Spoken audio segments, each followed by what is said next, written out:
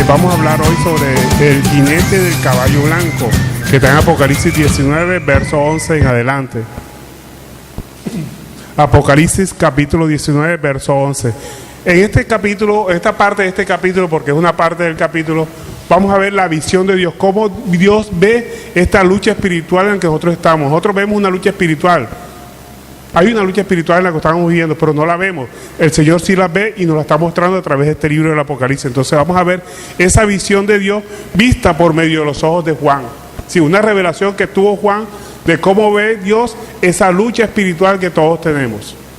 Esta parte de este capítulo 19 es una convocatoria a la guerra entre el reino de Dios con el reino de las tinieblas. Vamos a ver precisamente cómo se desarrolla esa guerra y quién la lidera.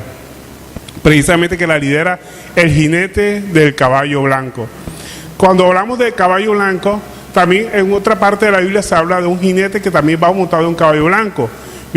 Vamos a hacer un paréntesis, vamos ahora al capítulo 6 de Apocalipsis, que también vemos que habla de un caballo blanco y de un jinete. Vamos a ver quién es ese jinete para compararlo con este otro jinete. Apocalipsis 6, verso 2. Dice, y miré, y he aquí un caballo blanco, y el que lo montaba tenía un arco, y le fue dado una corona, y salió venciendo para vencer. Aquí este caballo blanco representa obviamente la palabra de Dios, y el que lo monta, la iglesia. Y fíjense ustedes que no tiene espada, tiene un arco. El arco es parte de una arma. Se necesitan las flechas para que pueda ser un arma el arco, y esa flecha obviamente es la palabra de Dios, cuando nosotros lanzamos la palabra de Dios. Y ese jinete dice que salió venciendo para vencer. La iglesia cuando está predicando sale venciendo para vencer. Siempre que nosotros predicamos la palabra, usted vence, aunque usted no lo vea en su tiempo, en el tiempo del Señor, sí, porque en el tiempo del Señor va a germinar la palabra que nosotros lancemos. Siempre vamos a vencer cuando lanzamos la palabra de Dios, no cuando hacemos nuestra voluntad. Porque muchas veces se dice, no, nosotros somos vencedores. Sí, somos vencedores, pero cuando predicamos la palabra, cuando hacemos la voluntad de Dios, somos vencedores en este mundo, y porque estamos instituyendo el reino de los cielos. Entonces somos más que vencedores, pero no porque hacemos nuestra voluntad, sino que hacemos la voluntad de Dios. Entonces, vemos un caballo blanco, pero también vemos un jinete de un caballo blanco, pero también vemos ahora otro jinete del caballo blanco que nos está presentando Apocalipsis 19:11.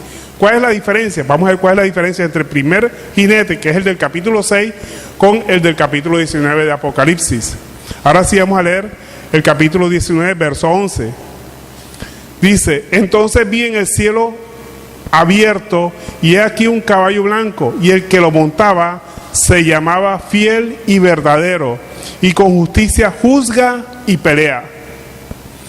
Sus ojos eran como llamas de fuego, y había en su cabeza muchas diademas, y tenía un nombre escrito que ninguno conocía sino él mismo. Estaba vestido de una ropa teñida en sangre, y su nombre es el Verbo de Dios. El Verbo de Dios. Entonces, aquí tenemos Juan mostrándonos la visión que Dios está mostrando sobre nuestro Señor Jesucristo, el que lidera la guerra espiritual. Vemos que es muy diferente este jinete del caballo blanco con el jinete del caballo blanco que vimos en el capítulo 6. El jinete del capítulo 6 está hablando de la iglesia, aquí está hablando de nuestro Señor Jesucristo. Los dos van sobre un caballo blanco. ¿Cuál es el caballo blanco? La palabra. Porque Jesucristo es la palabra, está lanzando la palabra, ¿amén? Entonces, la visión es que Jesucristo ha montado un caballo blanco, la verdad, que es la palabra de Dios. Ambos, tanto Jesucristo como la iglesia, van montados sobre la palabra. Cuando usted se dedica a hacer cosas que no están en la palabra, va mal. Siempre vamos nosotros predicando la palabra de Dios. Ese es el verdadero jinete que representa, que está haciendo la voluntad del Señor, predicando la palabra de Dios, la verdad.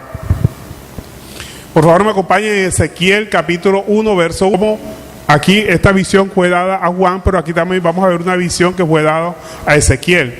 Ezequiel capítulo 1, verso 1, dice, aconteció en el año 30, en el mes cuarto, a los 5 días del mes, que estando yo en medio de los cautivos junto al río de Quebrar, los cielos se abrieron y vi visiones de Dios. Entonces, aquí nos está mostrando una visión que tuvo Ezequiel que es similar a la visión que tuvo Juan. una representación de una visión que Dios le da a Juan para que hable sobre cómo ve Dios la guerra espiritual que existe entre el reino de Dios y el reino de las tinieblas. Y cuando se habla de guerra entre el reino de Dios y el reino de las tinieblas, no está hablando de Satanás. ¿Cuál es el reino de las tinieblas? Las obras que hace el hombre que están apartadas de la palabra de Dios, obras de tinieblas. Ese es el reino de las tinieblas. Entonces vamos a ver esa guerra que se desata entre el reino de Dios y el reino de las tinieblas. Era una visión que Dios le muestra a Juan. El jinete, obviamente que el jinete es nuestro Señor Jesucristo. Y cuando dice que su ropa está teñida de sangre, el jinete dice que venía con la ropa teñida de sangre, significa su obra libertadora por su sacrificio expiatorio en la cruz del Calvario. Por eso viene con la ropa teñida de sangre. Pero cuando Él venga en gloria, en su segunda venida, no va a venir con la ropa teñida de sangre. Ahora está con la ropa teñida de sangre, que a través de su sangre preciosa nos limpia nuestra conciencia de nuestra vana manera de vivir y de pensar. Cuando Él venga en gloria, ya no va a venir con la ropa teñida de sangre, ya viene a juzgar. Ahora viene con esa ropa teñida de sangre para que se arrepientan a través del sacrificio que Él hizo en la cruz del Calvario. Amén. Entonces, cuando dice que el verbo era el verbo de Dios, está hablando precisamente de la presencia física, que no va a estar, sino va a estar espiritualmente, que es diferente a la presencia física en su segunda venida, que está en Tesalonicenses capítulo 4, verso 13, por favor me acompañan. 1 Tesalonicenses capítulo 4, verso 13, la venida del Señor. Tampoco queremos, hermanos, que ignoréis acerca de los que duermen, para los que no tienen, os entristezcáis como los otros que no tienen esperanza. Porque si creemos que Jesús murió y resucitó, así también traerá Dios con Jesús a los que durmieron con Él. Por lo cual os decimos esto en palabra del Señor, que nosotros que vivimos, que habremos quedado hasta la venida del Señor, no precederemos a los que durmieron. Porque el Señor mismo, con voz de mando, con voz de arcángel y con trompeta de Dios, descenderá del cielo, y los muertos en Cristo resucitarán primero. Luego nosotros, los que vivimos, los que hayamos quedado, seremos arrebatados juntamente con ellos a las nubes para recibir al Señor en el aire, y así estaremos siempre con el Señor. Por tanto, alentaos los unos a los otros con estas palabras. Entonces vemos aquí que esta sí es la presencia física de nuestro Señor Jesucristo en la segunda venida. Pero la que estamos hablando de esta revelación del jinete del caballo blanco no es una presencia física, sino una presencia espiritual. Él va liderando esa batalla. Amén. Sigue diciendo el verso 14 del capítulo 19 de Apocalipsis. Dice, y los ejércitos celestiales, vestidos de lino finísimo, blanco y limpio, le seguían en caballo blanco. Los ejércitos celestiales. ¿Quién es ese ejército celestial? Precisamente el ejército celestial es la iglesia que está siguiendo a nuestro Señor Jesucristo. Esos son los ejércitos celestiales. Pero dice que vienen vestidos de lino finísimo, blanco y limpio, y le seguían en caballos blancos. Obviamente los caballos blancos representan la palabra de Dios, la misma palabra. Siguen a Cristo, pero tiene una particularidad: han pasado por la tribulación. ¿Qué es tribulación? La tribulación se conoce como una persecución o adversidad que padece una persona. Persecución o adversidad, eso significa tribulación. Pero la Biblia nos habla de dos clases de tribulación: una es tribulación y otra es la gran tribulación. Y precisamente cuando se habla de tribulación están cobijados los dos términos. Tribulación es persecución, y la gran tribulación, ¿qué es? Viene siendo las adversidades que nosotros tenemos en este devenir diario, el que tenemos constantemente. La tribulación podríamos tomarla como la persecución o acoso a fin de que abandonemos el cristianismo. ¿Cuál es la primera persecución que tenemos cuando nos convertimos? La familia carnal. Y eso, que te metiste a cristiano, ahora no vas a hacer lo que hacíamos antes. Y los amigos, el mundo te empieza a atacar. Esa primera persecución, con afán de que te salgas del cristianismo, se puede considerar, o no se puede considerar, se considera como la tribulación. La primera tribulación que sufre una persona, que lo atacan los amigos, los conocidos, el mismo mundo, y tratan de sacarlo de donde ha entrado del cristianismo. Así como dice Mateo 24, verso 9, por favor me acompañan, sin quitar el dedo ahí de Apocalipsis. Mateo 24, verso 9. Dice, entonces os entregarán a tribulación. O sea, cuando estamos recién convertidos, cuando estamos convirtiéndonos al Señor, miren lo que pasa. Entonces os entregarán a tribulación y os matarán. La fe, obviamente está hablando. Y seréis aborrecidos de toda la gente por causa de mi nombre. ¿O no sucede eso cuando nos convertimos al cristianismo? Gloria a Dios. Entonces vemos la tribulación que tiene la persona cuando recibe a Cristo en su corazón. Cuando empieza a caminar con Cristo, empieza la tribulación. La gente atacándolo, la familia atacándolo, el mundo atacándolo, los compañeros de trabajo, los compañeros de oficina, los compañeros de clase atacando a esa persona porque se convirtió al cristianismo. Esa se considera la tribulación.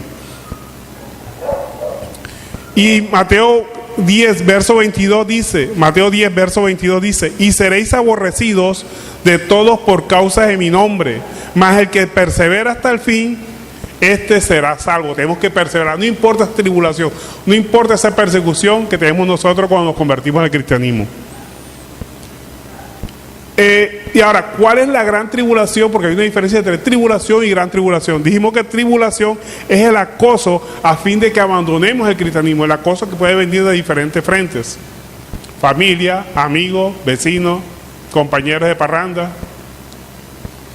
Viene ese acoso para que se salga del cristianismo. Pero ¿qué es la gran tribulación? Vea, la gran tribulación es cuando ya nosotros estamos caminando verdaderamente en el cristianismo, se empiezan a presentar adversidades. Uno dice, pero si yo antes que estaba en el mundo me iba mejor, y ahora que estoy caminando con Cristo me va peor. ¿Cómo así?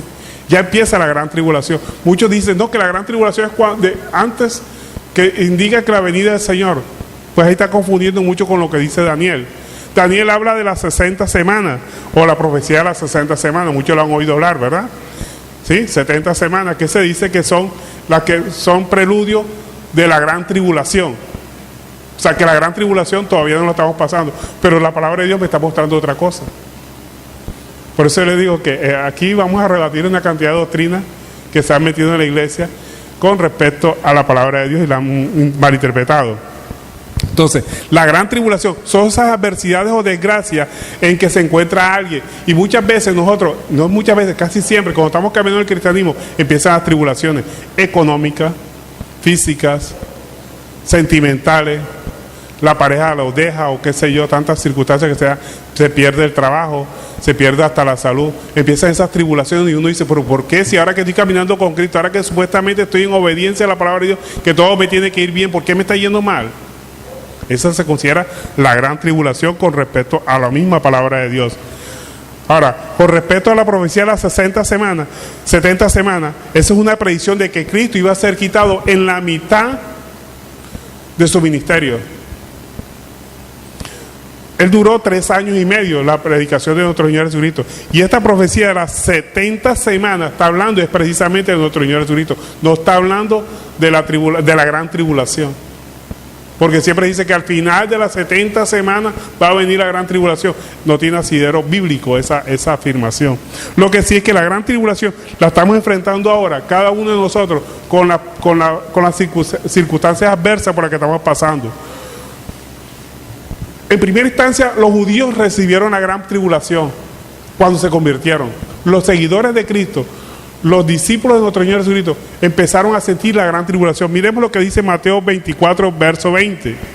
Precisamente, nuestro Señor Jesucristo le vaticina a sus seguidores, que eran judíos, que iba a venir la gran tribulación sobre ellos. Miremos lo que dice Mateo 24, verso 20.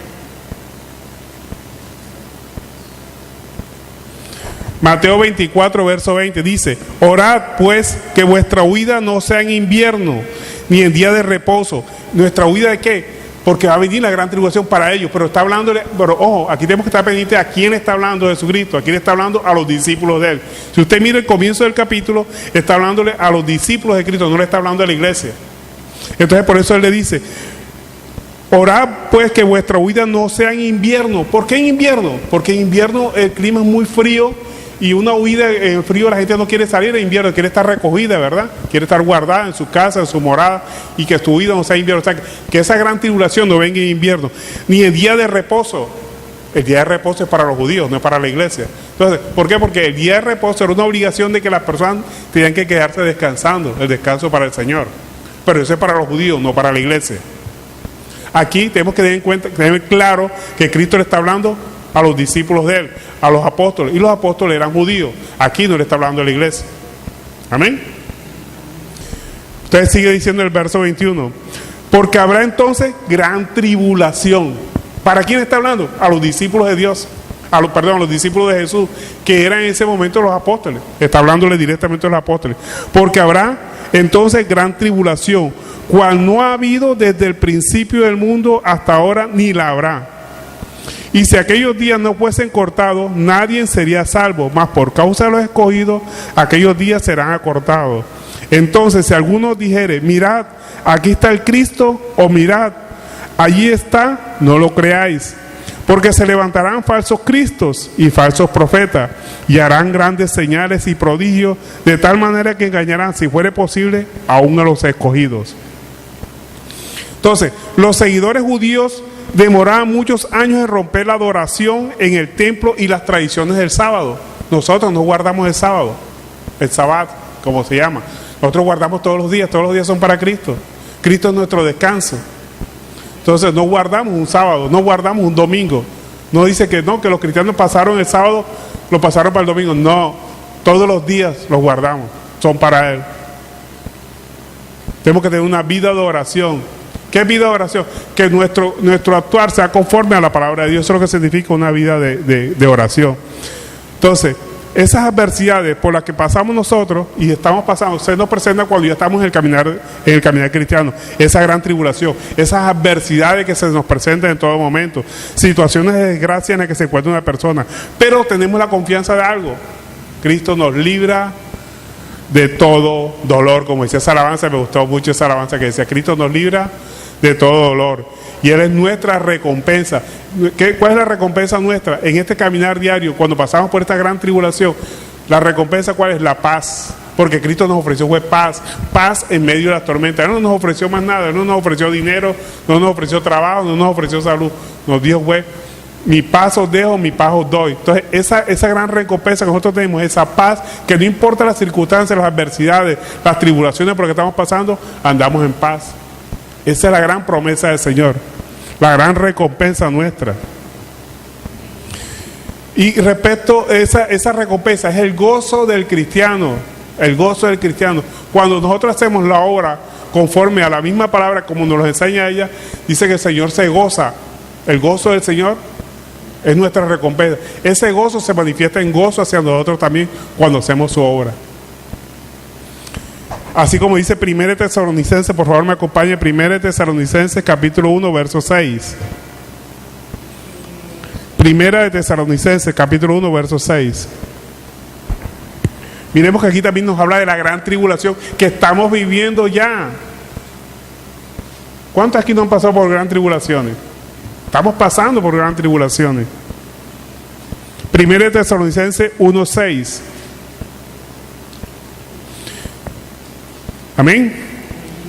Dice, y vosotros vinisteis a ser imitadores de nosotros y del Señor, recibiendo la palabra en medio de ¿qué? De gran tribulación por la que estamos viviendo, la que estamos pasando. La gran tribulación no viene después, la estamos viviendo ya. ¿Cuál es esa gran tribulación? Esas situaciones de adversidad, de desgracia que estamos viviendo en un momento dado, y que por mucho que caminemos en obediencia a la palabra de Dios van a venir, porque las adversidades van a demostrar qué es lo que tenemos por dentro, si realmente le creemos a las promesas de Dios. El Señor las va a permitir. Entonces dice, ¿cómo pasamos la gran tribulación? Dice, con gozo en el Espíritu Santo, porque es el que nos da el gozo, el Espíritu Santo viviendo en nosotros.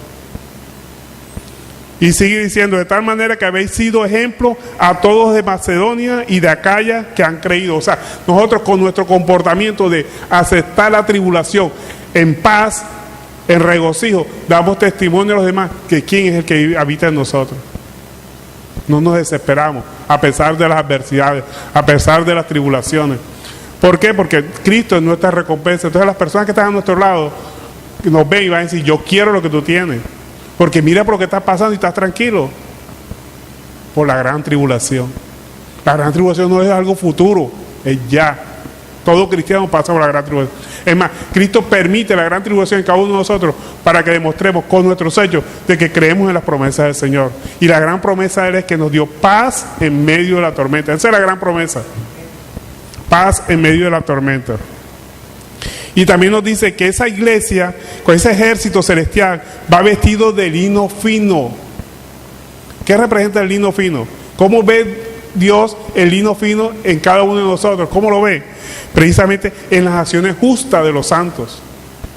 Las acciones justas son lino fino ante la presencia del Señor. Cuando usted actúa justamente, conforme a la palabra y conforme a sus hechos, Dios te ve vestido de lino fino. Así esté andrajoso, así esté sucio, así esté enfermo, esté llagoso, Él lo ve vestido de lino fino. Así como dice Apocalipsis 19:8, por favor, aquí nos vamos a detener un poquitico en Apocalipsis 19:8, precisamente que nos habla de qué consiste ese vestido de lino fino. Lo dice la misma palabra, no lo digo yo. Apocalipsis capítulo 19, verso 8. Amén. Y a ella será concedido, o sea, a la iglesia, que se vista de lino fino, limpio y resplandeciente, porque el lino fino son las acciones justas de los santos. Entonces Dios, cuando usted actúa justamente, Dios lo ve a usted vestido de lino fino. Y eso representa ¿quién? El ejército celestial. Acuérdense lo que habíamos leído. Y los ejércitos celestiales vestidos de lino finísimo, blanco y limpio, le seguían a caballo. Y ni siquiera es fino, es finísimo. Porque son obras justas que hace la persona. Acciones justas de los santos. Y siempre tenemos que procurar hacerlo. Aunque a veces no lo hagamos, tenemos que procurarlo. Acuérdense que la palabra nos dice, sed santos. No que seamos, sino que tengamos esa intención de ser santos. Porque todos de alguna u otra forma a veces pecamos. Entonces tenemos que tener la intención de ser santos. Ser perfecto, no quiere decir que seas perfecto, que tengas la intención de ser perfecto. Porque si tú no deseas ser perfecto, nunca vas a hacerlo. Que desees. Cuando la palabra dice sed, quiere decir que desees, no que lo sea. Entonces, tenemos que desear hacer acciones justas, desearlo. Si usted no lo desea, nunca las va a hacer. Entonces, ese lino fino representa las acciones justas de la iglesia, de cada uno de los que conforman la iglesia. Y dice que van montados en caballo blanco. Ese ejército celestial va montado en caballo blanco, además de ir vestido de lino fino, finísimo, blanco y limpio, va montado en caballo blanco. ¿Qué se representa el caballo blanco? Ya dijimos que el caballo blanco es la palabra de Dios. Todas las acciones que nosotros hagamos van sujetas a la palabra. Siempre que a usted se le presente un problema, ¿qué hago ante tal circunstancia? Aplique la palabra. Y eso significa que usted ha montado en un caballo blanco. Ya no vivo yo, sino Cristo vive en mí. Siempre que se presenta una situación, ya no va a decir, es que yo siempre hago esto, yo creo, o a mí me parece, sino que aplica la palabra. Usted va montado en un caballo blanco, que es la palabra, es nuestro derrotero, es el que es nuestra guía, es nuestra forma de actuar. Miremos lo que nos dice Apocalipsis 7:13 con respecto a montado en caballo blanco. Apocalipsis capítulo 7, verso 13.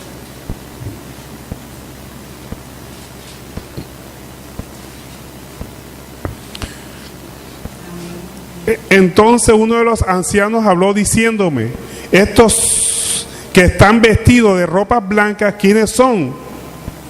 ¿Y de dónde han venido? Yo le dije, Señor, tú lo sabes. Y él me dijo, estos son los que han salido de la gran tribulación y han lavado su ropa y las han emblanquecido en la sangre del Cordero. En otras palabras, a pesar de la tribulación, usted actúa justamente. O sea, ha salido de esa gran tribulación, de esos problemas que enfrentamos diariamente.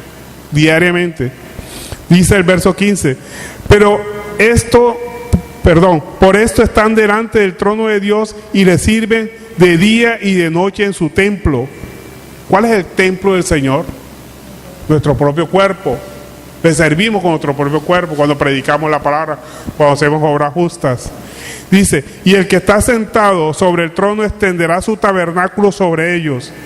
Ya no tendrán hambre ni sed. Ay, pero si yo tengo hambre y no he podido comer porque no tengo dinero. Cuando dice no tengan hambre y sed, habla de pecar. Hambre y sed de pecar. Dice, y el sol no caerá más sobre ellos, ni calor alguno. Porque el Cordero que está en medio del trono los pastoreará y los guiará a fuentes de agua de vida, y Dios enjuagará toda lágrima de los ojos de ellos. O sea, será nuestro consuelo en estas circunstancias de aflicciones que tenemos, en estos momentos de gran tribulación. Tenemos que la misma palabra de Dios nos está diciendo que la gran tribulación no es algo futuro, es algo por lo que ya está pasando en la iglesia. La misma palabra lo define. Aunque muchos teólogos dicen no, que la gran tribulación es después que la iglesia ha sido arrebatada y los que se quedaron van a pasar por la gran tribulación, pues la palabra no me está diciendo eso. Entonces, esa iglesia va montado en caballo blanco, vestido de lino fino, que son las acciones justas de los santos. Y el caballo blanco es la palabra de Dios, que tenemos que aplicarla, no importa las circunstancias, las adversidades por las que estemos pasando. Ahora vamos al verso 15 del capítulo 19 de Apocalipsis. Seguimos con el capítulo 19. Dice, de su boca sale una espada aguda. ¿De quién? De Jesús, ¿sí? Del jinete del caballo blanco. De su boca sale una espada aguda para herir con ella a las naciones. Y él la regirá con vara de hierro. Y él pisa el lagar del vino del furor de la ira de Dios Todopoderoso. Y en su vestidura y en su muslo tiene escrito ese nombre, Rey de Reyes y Señor de Señores. Aquí nos está diciendo que la palabra es la espada aguda, que es viva y oportuna. Oportuna, ¿sí? Cae en el momento preciso que nosotros la necesitamos, siempre. Mata la carne. O sea, las acciones que usted hace con base en la carne, ella la confronta y usted termina matando la carne. ¿Qué quiere decir matar la carne? O sea, no actuar conforme a mi querer o mi parecer, sino actuar conforme a lo que el Espíritu dice. O sea, en otras palabras, la espada de la palabra de Dios mata la carne, pero vivifica el Espíritu. Y Él, a través de su palabra en nosotros, gobierna con autoridad, gobierna sobre nosotros, por medio de lo cual reconocemos al verdadero Cristo. O sea, cuando empezamos a conocer la palabra de Dios, a estudiar la palabra de Dios, empezamos a reconocer el verdadero Cristo y desechamos a los falsos profetas inmediatamente, conforme a la palabra, y la falsa doctrina que nos ha enseñado. La marca final de la falsa doctrina es precisamente la palabra de Dios cuando es revelada a nosotros y cuando la ponemos por obra. Es la marca final de la falsa doctrina. Así como la misma palabra nos dice que la palabra es viva y eficaz y más cortante que una espada de doble filo, que penetra hasta partir las coyunturas y los tuétanos, y discierne los pensamientos. Él sabe lo que nosotros pensamos y hasta dónde vamos. Por eso Dios presenta pruebas, tribulaciones en nuestra vida, para saber en qué creemos, si le creemos a las promesas que están establecidas aquí en la palabra. Él nos va a probar, Él no nos tienta, porque la tentación es inducción al mal, y Él nunca nos va a hacer que nosotros pequemos. Él nos prueba para ver en quién hemos confiado, si confiamos en Él o confiamos en nuestra fuerza, en nuestro brazo. Miremos lo que nos dice Juan 6, verso 63, que precisamente habla de la palabra viva y aguda. Juan capítulo 6, verso 63.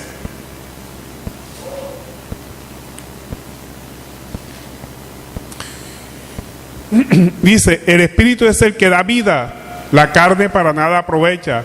Las palabras que yo os he hablado son espíritu y son vida. La carne para nada aprovecha. Y la única forma de matar la carne, de crucificar la carne, es a través de la obediencia a la palabra. Y cuando nosotros obedecemos la palabra, vivificamos nuestro espíritu. O sea, muere la carne, pero se vivifica el espíritu. Pero que cuando la carne está viva, el espíritu está muerto.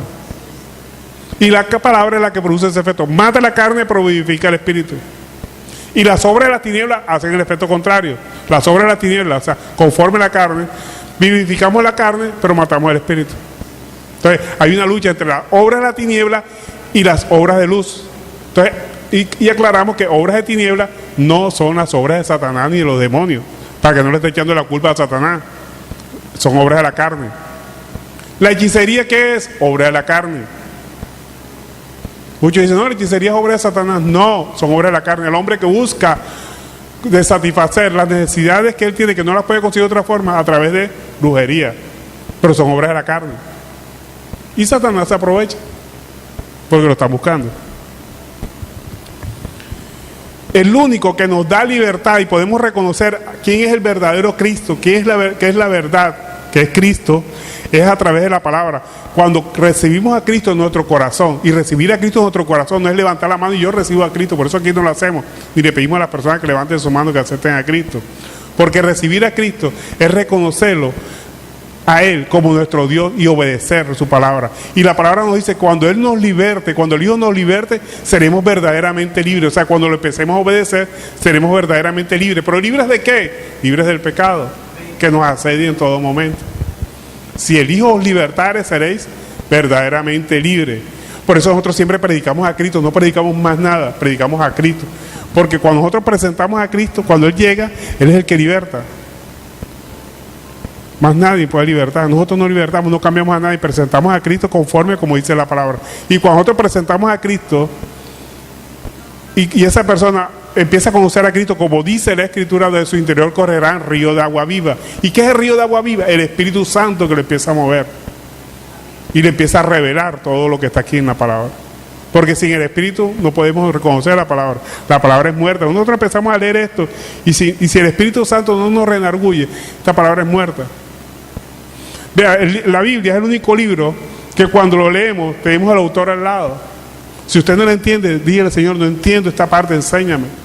Y el Señor te le dará todas las enseñanzas que tú quieras. Es el único libro que cuando estás leyendo lo tienes el autor al lado. Dice la misma palabra: que te falta de sabiduría, pídala. O sea, pídale al Espíritu Santo que le revele lo que está aquí en la palabra. Sigue diciendo el verso 17 del capítulo 19 de Apocalipsis. Capítulo 19, verso 17. Dice: y vi a un ángel que estaba en pie en el sol, y clamó a gran voz diciendo a todas las aves que vuelan en medio del cielo: venid y congregaos a la gran cena del Señor. Mire esa frasecita, la gran cena del Señor. Ojo, no hay que confundir la gran cena del Señor con las bodas del Cordero, son completamente diferentes. Las bodas del Cordero son regocijo, la cena del Señor es diferente. Es una invitación a los demonios. ¿Por qué es invitación a los demonios? Mire lo que dice, vamos a leerlo otra vez. Verso 17 del capítulo 19 de Apocalipsis. Dice: y vi a un ángel que estaba en pie en el sol, y clamó a gran voz diciendo a todas las aves que vuelan en medio del cielo: venid y congregaos a la gran cena del Señor. Sigamos el verso 18. Para que comáis la carne de reyes y capitanes, y carne de fuertes, carnes de caballo y de sus jinetes, y de carne de todos, libres y esclavos, pequeños y grandes. Mire lo que está diciendo: para que coman la carne de los reyes. ¿Pero qué clase de reyes está hablando aquí? La misma palabra sigue hablando, el verso 19. Dice: y vi a la bestia, a los reyes de la tierra y sus ejércitos reunidos para guerrear contra el que montaba el caballo blanco y contra su ejército. Los mismos gobiernos, cómo pelean contra la iglesia. Aquí vemos la revelación, una gran revelación. El Señor está sacando una radiografía de lo que sucede en la actualidad. Una radiografía espiritual, no como la vemos nosotros, sino como la ve Dios. Nos está revelando cómo ve esa guerra. Y entonces, cuando Él está clamando aquí, va a venir, llama a las aves del cielo para la gran cena. Es una invitación a los demonios para que tomen posesión de los rebeldes y contumaces que no han aceptado la palabra. Se los entrega. ¿Por qué digo yo eso? Ahora miremos por qué digo yo eso. Sigamos leyendo el verso 20. Dice: y la bestia fue apresada, y con ella el falso profeta que había hecho delante de ella las señales con las cuales había engañado a los que recibieron la marca de la bestia y habían adorado su imagen.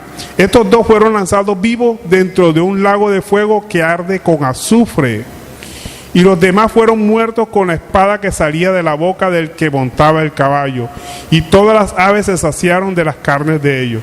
Entonces, esta gran cena de Dios es completamente diferente a las bodas del Cordero. ¿Por qué es una invitación a los demonios? Para que tomen posesión de los rebeldes. Porque las personas que no han creído la palabra de Dios, Dios dice la palabra que Él les da un espíritu engañoso para que crean en la mentira. O sea, se los entrega a Satanás, porque no creyeron en la verdad. Miremos lo que dice Mateo 12:43.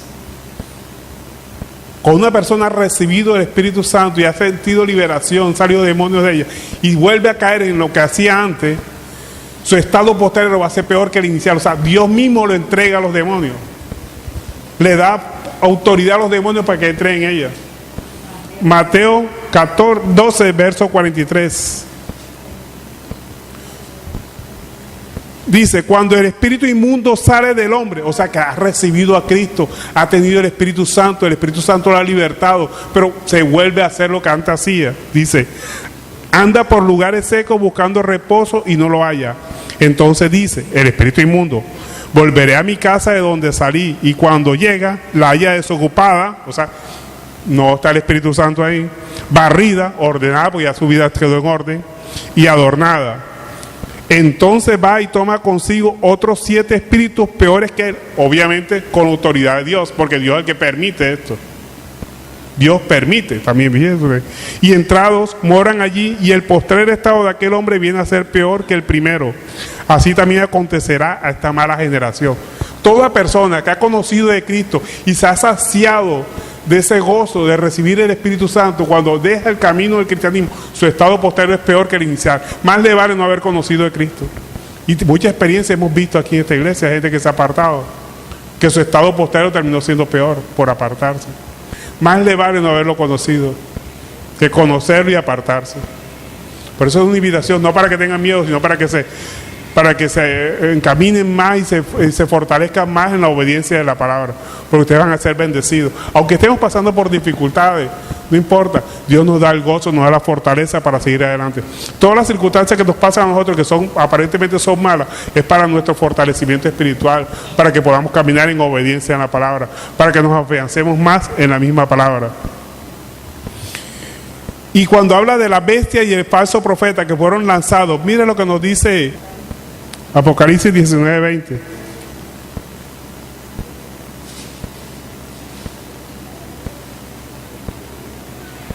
Apocalipsis 19:20 dice, y la bestia fue apresada y con ella el falso profeta que había hecho delante de ella las señales con las cuales había engañado a los que recibieron la marca de la bestia y habían adorado su imagen. Estos dos fueron lanzados vivos dentro del lago de fuego que arde con azufre. ¿Cuál es la marca de la bestia? La marca de la bestia es cuando usted hace, o cuando una persona hace lo que su carne le indica, lo que quiere, lo que ella desea hacer. Y la marca de los hijos de Dios es una marca en la frente con base en la palabra de Dios, obediencia a la palabra. O sea, que tiene una marca en la frente quiere decir que usted siempre piensa en la palabra y en aplicar la palabra. Y la marca de la bestia es aplicar en todo momento lo que usted quiera, lo que su carne le dice. No es una marca literalmente, o una marca en la mano, no, o un sello, o un microchip. La Biblia no habla de microchip ni nada por el estilo. Cuando habla de la marca en la mano derecha, quiere decir, porque la mano derecha es nuestra guía, ¿verdad? Siempre dice que tu mano derecha, estas cosas. Cuando dice que tendrá la marca en la mano derecha, es que tu actuar está guiado por la carne. Y fíjense ustedes que no habla de la marca de Dios en la mano derecha, sino siempre en la frente. ¿Por qué? Porque muchas personas tienen la palabra de Dios en la mente y para aplicarla, pero hacen lo que su carne le dice, que es muy diferente. Por eso nuestro Señor Jesucristo decía, hagan lo que ellos dicen, pero no hagan lo que ellos hacen. Porque muchas personas tienen la palabra de Dios en su mente, pero hacen otra cosa. Y de ahí la frase de nuestro Señor Jesucristo, hagan lo que ellos dicen, pero no hagan lo que ellos hacen. Y en todo momento tienen que hacer lo que ellos dicen. Una persona le está predicando el evangelio, haga lo que él dice, no haga lo que él hace, porque muchas veces nosotros podemos hacer cosas que no son conformes a la palabra. Y ahí se incluye pastores, ministros, cualquier persona. Porque todo el mundo dice, ¿y eso que es cristiano? Y mira lo que hizo. No haga lo que él hace, haga lo que él dice, porque siempre habla de la palabra. Amén. Muchos cristianos hacen cosas que con los pies borran lo que ellos dicen con su boca. ¿O no lo ha visto? Exactamente. Entonces, hacer lo que ellos dicen, más no hacer lo que ellos hacen. Nosotros tenemos que procurar hacer lo que pensamos y lo que decimos. Es lo más importante. Ahora, ¿quiénes son esos rebeldes a la palabra? Personas que han conocido, se han gozado de la presencia del Espíritu Santo y sin embargo terminan haciendo lo que ellos quieren. Es cuando la carne se deja gobernar fácilmente por el mundo y por Satanás. Vean, nosotros, la Biblia dice que tenemos 3 enemigos: Satanás, el mundo y la carne. Pero realmente tenemos nada más uno solo, que es el más grande de todo, la carne. Si nosotros dominamos la carne, Satanás no tiene nada que hacer con nosotros ni el mundo, salen corriendo enseguida. Tenemos que dominar la carne. Si usted domina su carne, o sea, su manera de actuar, que no sea que cualquier cosa que usted vaya a hacer que sea contraria a la palabra y usted la domina, Satanás ni el mundo puede hacer nada con usted. Porque Satanás y el mundo atacan a la carne, apuntan a la carne. Entonces tenemos que dominar la carne. Dice la palabra, someteos a mí, dice Dios, y Satanás huye de tu vida. Lo mismo el mundo. El mundo te invita a hacer cosas que son contrarias a la palabra, pero si usted está sometido en obediencia a la palabra, no tiene nada que hacer el mundo con usted. Los dos enemigos, Satanás y el mundo, no tienen nada que hacer si usted domina la carne. ¿Y cómo dominamos la carne? Obedeciendo la palabra. No tiene que luchar contra Satanás, no tiene que pelear contra sus compañeros de trabajo que lo invitan a tomar, o sus compañeras que los invitan a hacer cosas que no son conformes a la palabra, sino obedezca la palabra y ya. Así de sencillo. Aunque no es muy fácil, pero se puede. Ahora miremos lo que nos dice sobre los rebeldes a la verdad. Segunda de Tesalonicenses, capítulo 2, verso 7.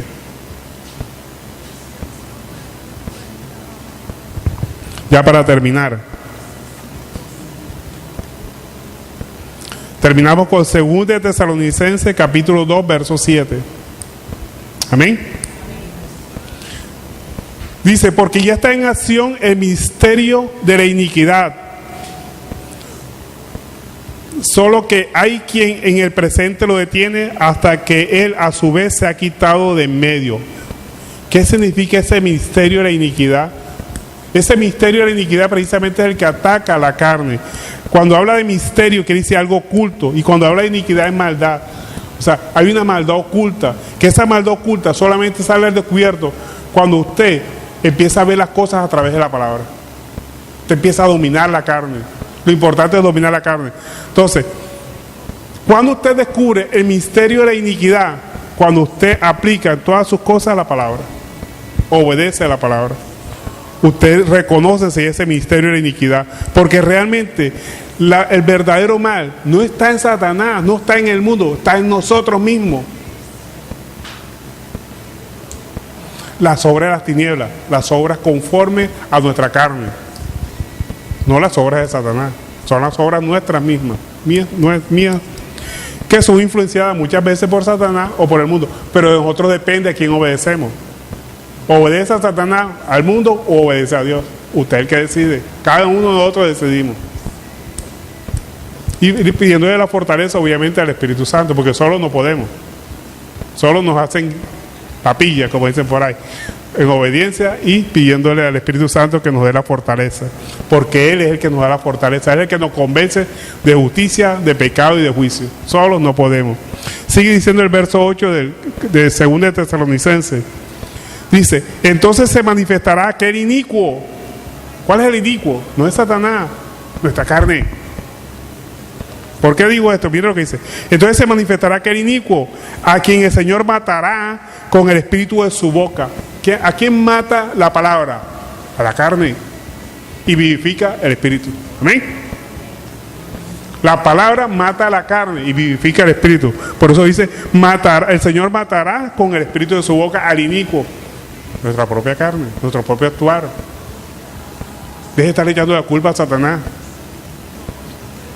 Mucha gente dice, no, aquí es la muerte de Satanás. No, está hablando de la muerte de nuestra carne, de nuestras acciones, crucificar la carne. Dice, y destruirá con el resplandor de su venida. Entonces dice, inicuo cuyo advenimiento, o sea, cuya llegada es por obra de Satanás. O sea, Satanás influye en nuestra carne. Amén o amén. Con gran poder y señales y prodigios mentirosos. Muchos prodigios mentirosos cuando se buscan los brujos, estas cosas que hacen cosas. Ay, uno dice, mira lo que hizo, si el Señor sí sabe. Prodigios mentirosos. Poder que viene de Dios. Mire lo que dice la palabra. Y con todo engaño e iniquidad para los que se pierden, por cuanto no recibieron el amor de la verdad para ser salvos. Y entonces aquí, ¿por qué digo yo? Porque viene de parte de Dios. Mire lo que dice el verso 11. Dice, por eso Dios les envía un poder engañoso para que crean en la mentira. O sea, ese poder que supuestamente tienen los brujos, viene de parte de Dios para que la gente crea en la mentira. ¿Sí ve que los brujos no tienen poder? Por eso Dios les envía un poder engañoso para que crean en la mentira, a fin de que sean condenados todos los que no creyeron a la verdad, sino que se complacieron en la injusticia. El verdadero enemigo nuestro es nuestra propia carne. Tenemos que dominarla con la palabra. La palabra es la que mata la carne y vivifica el espíritu. ¿Amén? Entonces, bueno, aquí vimos una radiografía de lo que significa la guerra espiritual. ¿Quién lidera la guerra espiritual? La lidera nuestro Señor Jesucristo. Nosotros somos los jinetes del caballo blanco que vamos montados sobre la palabra. ¿Y contra quién vamos a luchar? Pongan un espejo al frente. Pongan un espejo al frente. Ese es su verdadero enemigo. Y ahí usted ve a su enemigo en un espejo. El yo creo, a mí me parece, me hicieron esto, es que me tienen rabia, es que Satanás me tiene como perro en misa y echándole la culpa pues, que es uno mismo, viendo enemigos donde no hay. Me hace acordar presidentes por ahí que andan viendo enemigos por todos lados. Ven enemigos de Estados Unidos, ven enemigos a los mismos que están ahí, ven enemigos al ejército, ven enemigos a todo el mundo. Qué fácil echarle las culpas a otro cuando la culpa es nuestra. Es fácil decir que me tienen rabia cuando yo he hecho que me tengan rabia.